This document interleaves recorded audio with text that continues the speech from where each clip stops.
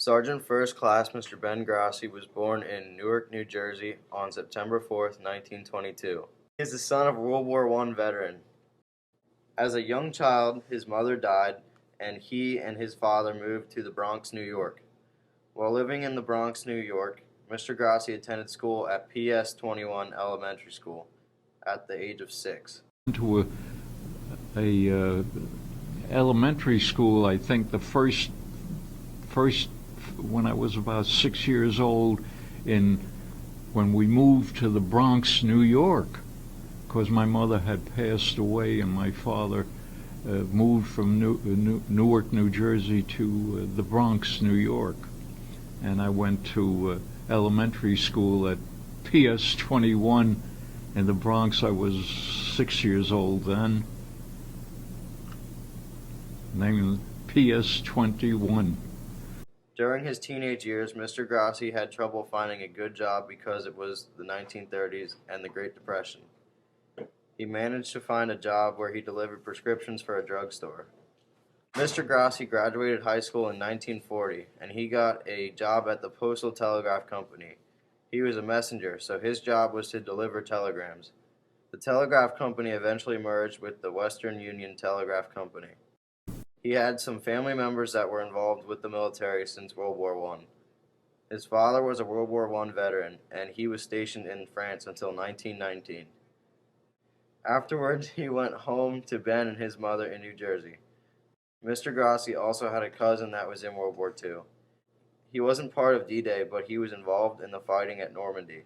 He had an uncle that was also involved in World War II.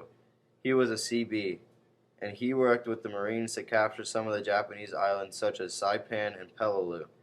Mr. Grassi's uncle also helped to build the airstrips that were so necessary to the Army Air Force. In the Army, Mr. Grassi had many different roles. After moving up to being an operator at Western Union, he eventually received a draft notice. Mr. Grassi received the draft notice right after his 19th birthday. 1 year after the Pearl Harbor incident, Mr. Grassi was inducted into the Army. At the draft board, he was put in classification 1A. He was amazed at all of the men that enlisted that were younger than he was. Some of them were 17.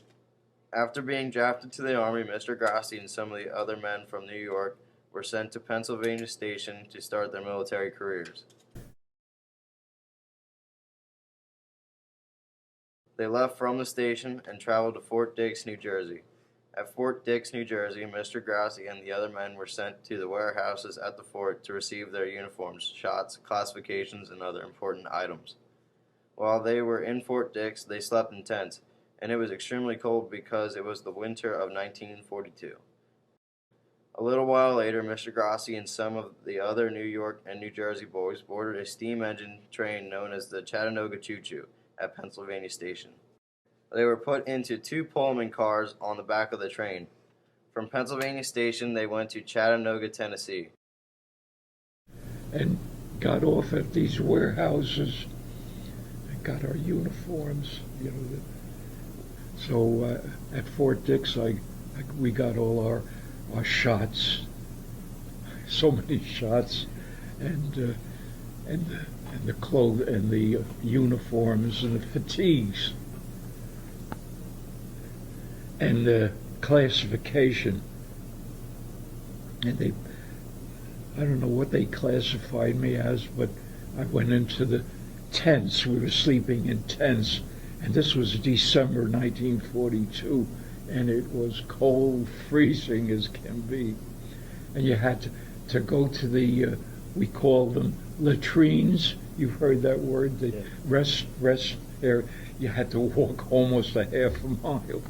So that's a great memory I have of Fort Dix.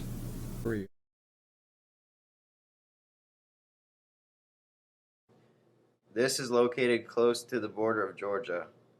Once they were at the next station, they got off and 2 trucks were waiting to transport the 50 or 60 men to Fort Oglethorpe, Georgia. Some sergeants from the fort got out of the truck to talk to the men. On their campaign hats, they had yellow braids. When Mr. Grassi and the other troops arrived at Fort Oglethorpe, they found out what groups they were assigned to. Mr. Grassi was assigned to the 16th Cavalry. This was a challenge to Mr. Grassi because he was just a man from New York, and most of the other men were from Texas and had held a gun before. He found it funny that these men called him a Yankee because he always thought of the Yankees as being in states like Maine, New Hampshire, and Vermont. The men in the 16th Cavalry were given Lee Enfield 22s to practice firing on the range. For combat, they were given 30 caliber Springfield '03 rifles, and these were some of the best rifles at this time. It was the second best under the M1 Grand. The Springfield was also bolt action, and as Mr. Grassi described it, when it fired, it blasted. Another thing about firing rifles is that at that time there were no ear protectors like there are these days. Along with firing guns, the soldiers tackled obstacle courses for training. Mr. Grassi said that doing this training was very challenging for him.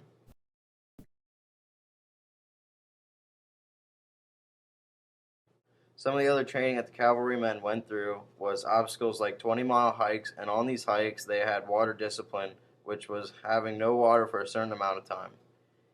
In spring of 1943, an order came from the Army headquarters for the 16th Cavalry to leave Fort Oglethorpe and head to Camp Forest, Tennessee. When the 16th Cavalry arrived at Camp Forest, they trained and became the 16th Cavalry Mechanized. This meant they got rid of the horses for modern equipment such as Jeeps with 30 caliber machine guns and Indian motorcycles with sidecars. To go along with the mechanizations with the Jeeps and motorcycles, the cavalry's guns were changed too. Mr. Grassi and the other men were given M1 carbines to replace the Springfield rifles. When they practiced with the M1 carbines on the field, there was still no ear protection. Mr. Grassi's job for when they would go into combat was firing the 30 caliber machine guns that were mounted on the Jeeps. He said that learning how to fire the machine guns was challenging. The 16th Cavalry then went on maneuvers as part of their training. Late spring of 1943, the orders came down from I don't know, from Army headquarters, I guess, the Second Army or whatever. We had to leave Fort Oglethorpe. The whole regiment had to leave Fort Oglethorpe. The horses were sequestered, and we left Fort Oglethorpe and went to a new camp, Camp Forest, Tennessee, and we became the 16th Cavalry Mechanized.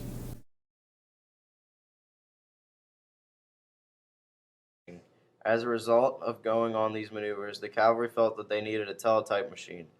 This meant that they needed a man to be able to operate the machine. This person ended up being Mr. Grassi, so he was sent to Fort Monmouth, New Jersey.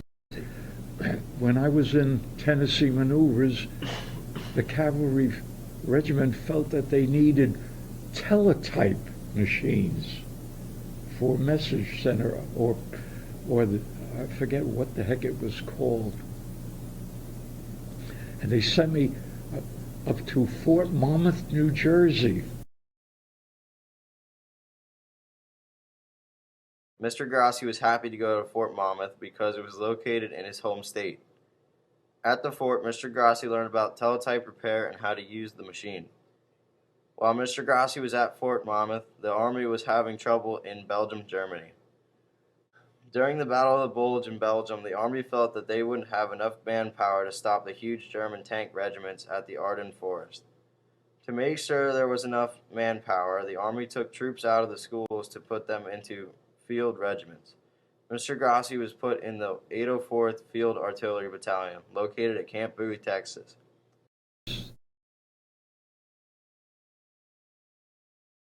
While in the field battalion, he fired 105mm howitzers. While the howitzers were being fired, Mr. Grassi was located in a message control center. From Camp Bowie, Mr. Grassi and the other troops were moved to Camp Chaffee, Arkansas, and eventually the orders came for Mr. Grassi to go overseas. While overseas, Mr. Grassi received some specialized training. Then they moved us out to Camp Chaffee, Arkansas, and then we got the orders to go overseas.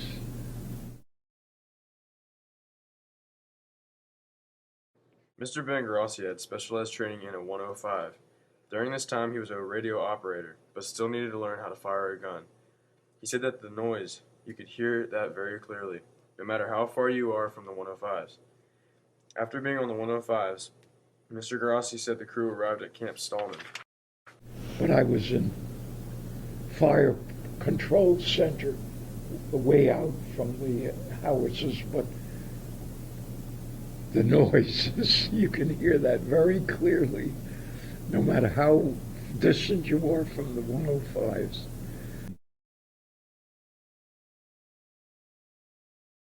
After the Camp Stallman visit, the crew got onto a troop ship called the SS John W. Weeks, which was a merchant ship. As they left Camp Stallman, they picked up the convoy that included a destroyer ship, more supply ships, and infantry battalions. When they were in the troop ships leaving, Mr. Grassi said, I don't know where the 105s were. They could have been on another supply ship. He also said, we didn't know where we were going. He was going to the Philippines. On the troop ships were the bunks that went up 5 beds. Mr. Grassi was on the top bunk, which went up to the ceiling. We picked up the convoy, had a destroyer escort, we had other supply ships, and we had other battalions. I think they were infantry battalions on those other troop ships, but my whole field artillery battalion was on that one ship.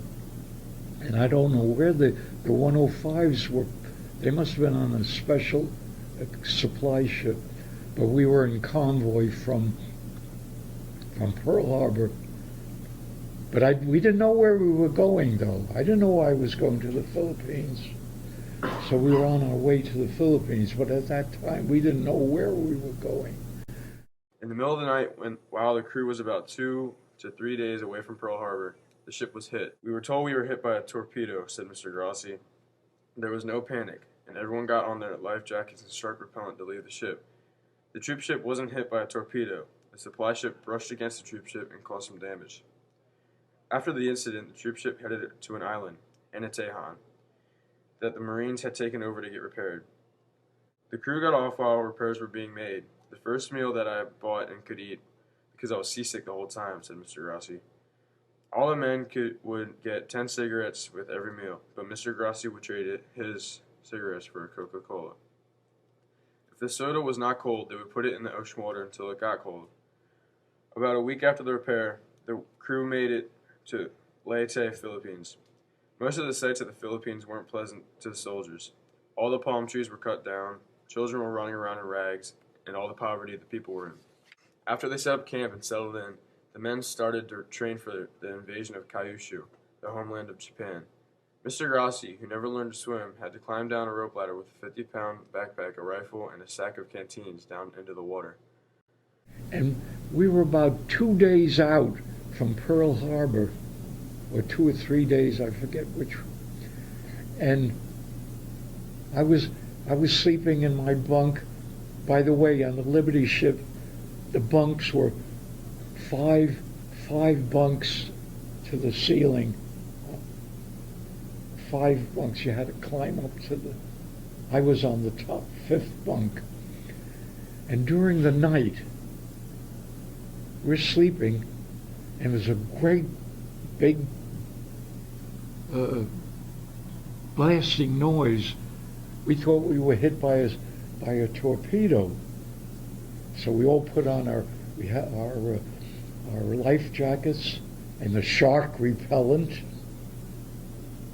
getting ready to go up wherever we had to go. But there was no panic. Nobody was screaming. The sergeants were right there on the button. You know what it was? It was another ship, a supply ship, in the convoy, brushed our troop ship, made damage. So I think we were able to steam into this island that the Marines had taken only a short time ago, in a Waytuck. And we dismounted us. We all got off the troop ship, and they had a dock there, and we were able to get off the troop ship, and we spent a couple of days in a Waytuck, while the repairs were being made.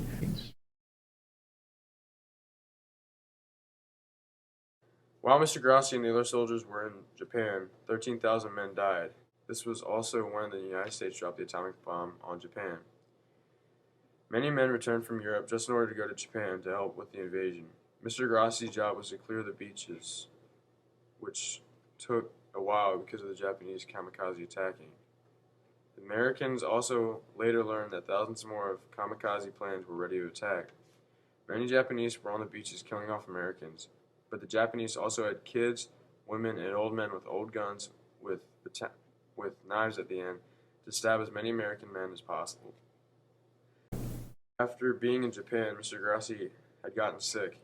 He had amoebic dysentery, which put him in the hospital for 2 weeks.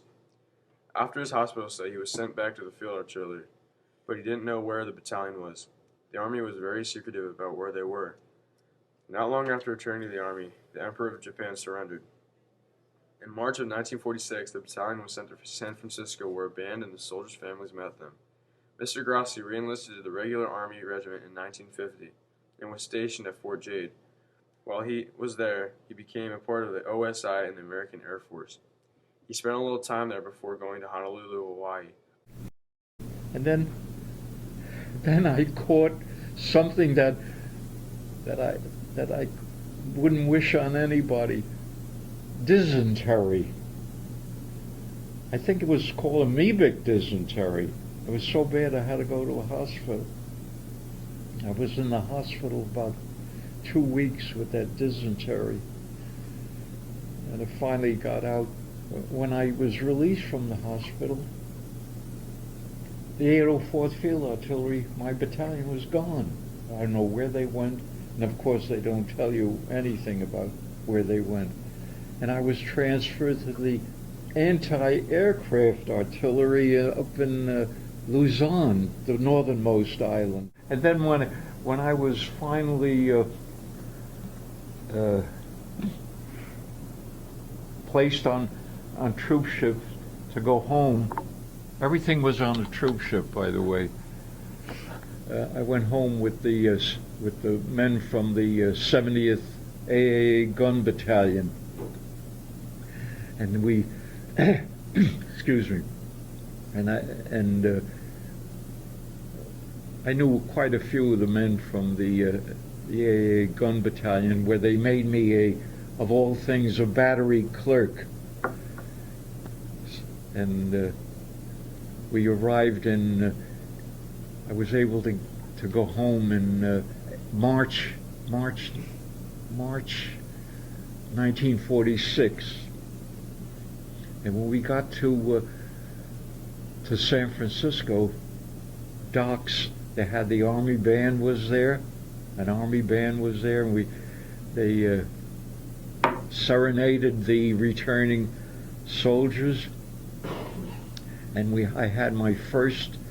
In one of the warehouses there, I had my first meal, real meal, a steak, French fried potatoes, and of all things that I hadn't had for over a year, fresh milk, and what a pleasure that was. And that's what I remember then.